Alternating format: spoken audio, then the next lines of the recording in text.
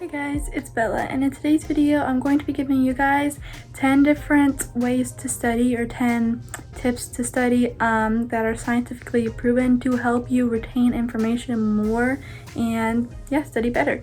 So let's get on with the video. Okay guys, so my first tip for you is to listen to like calming music or any kind of music that like helps you get into the mindset of studying. So everybody's different for this. Some people like calming music or like ocean sounds or stuff like that, and some people like to listen to like what they listen to on the radio. For me, I can't listen to like stuff that I would listen like in the car or something because that would just distract me. So I do actually want to like post like a video of like an hour or something long, like just like calming sounds that you could like use like if you need that to go to sleep or like to study or something like that. But the only thing is that I would have to have that on my phone and then upload it to YouTube, and I don't think that I could fit like an hour long video on my phone. So I would like to do that, but I would have to see how I could do that. So yeah, that is the first one. Okay, the second one is to space out your studying. So don't study like for like 3 hours at one time, like a whole bunch of information going into your brain, because that will not work. Like you can't keep all that information into your brain. So just studying a little bit at a time, like maybe 20 minutes at a time, and then going and doing something and then coming back for like a little bit longer, like something like that, and giving yourself a break so that way you're not like putting so much information into your brain and then your brain just can't like hold that information and then you just forget it all. So yeah, that is okay. So my third tip is to set goals and have rewards for when you meet those goals. So like for example, if you want to study for like 30 minutes straight with no distractions, like not looking at your phone or anything and just studying, and then your reward can be like going and getting like a snack or something like that. So that is like a great thing to do because it helps with procrastination. So like if you know that you want to get something to eat, you make yourself study first, and then like eating is your reward for it. So that is like a really good thing to do for helping with studying, and like I said before, stopping procrastination, because that is something that like I'm pretty sure everybody does when you study, because like you see your phone go off and you want to look at it. So if you have a goal and like a reward for that goal, that will help a lot. So that is number 3, I think. Yes, that is number 3. Okay, so number 4 is to test yourself.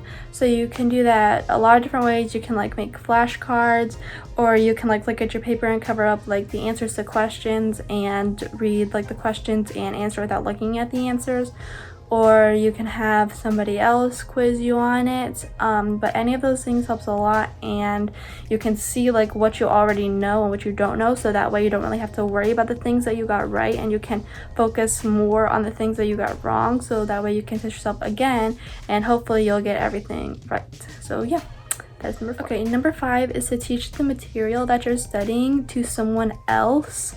So like whether that's like a friend or like family member or something like that, just try to teach that to them. And then if you can teach that to them, then that means that you actually like really know what you're studying. So like don't use your paper just like for everything from your brain, and teach that person about it. And if they can understand it and you can like quiz them on it and they get everything right, then that means that you really do know like the stuff that you're studying. And that's also the way that you can find out like what you know and what you don't know.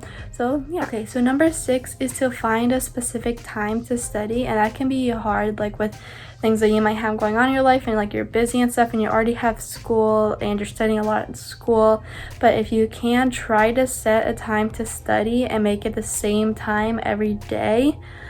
So whatever time that is, even if it's like later at night or earlier in the morning, just any time that you can study then, and try to do the same thing every time that you study. Okay, number 7 is to take breaks. So like I said earlier, studying a lot at one time isn't going to help your brain remember everything. So if you take breaks, that helps a lot, and that's kind of the same as like having rewards for yourself. Like that can kind of be your break, like the reward can be like the break that you're taking. So yeah, if you just space it out and you have breaks for yourself, it helps your brain a lot, and you're not like just shoving so much information into your brain and then your brain is like, nope, not gonna remember any of it.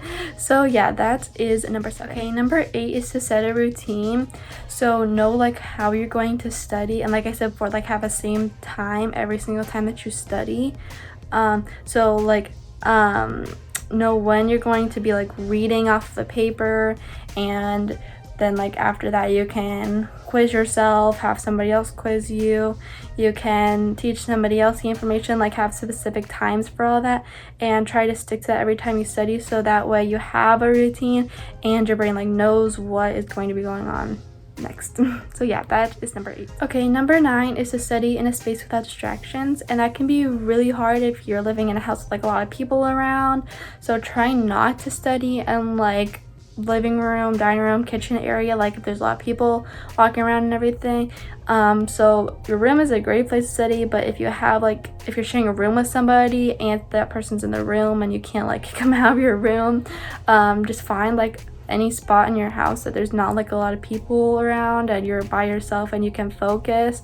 And even like if you have a basement, I don't have a basement, so that wouldn't work for me, but if you do have a basement, that could be maybe an option for you. So yeah, that is number 9. Okay, so number 10 is to make connections in your life, or not even your life, just like real world examples, because a lot of times, like if you're reading like out of a textbook or something that your teacher gave you, it doesn't really have real world examples, and if it does, it's not like actual like real world examples, like it's something that like you're like, that wouldn't even happen, you know. So try to like connect it to your life like specifically, but if you can't connect it to your life, like if it's something like math, like you can't really compare a math equation to your life, but just try to make real world examples. And yeah, if you want to like search up like how you could do that and stuff, that is an option too. So yeah, that is the very last one. Okay guys, I hope you enjoyed this video. If you did, make sure to give it a thumbs up and subscribe for more videos like this one. So I will see you guys next Saturday. Bye.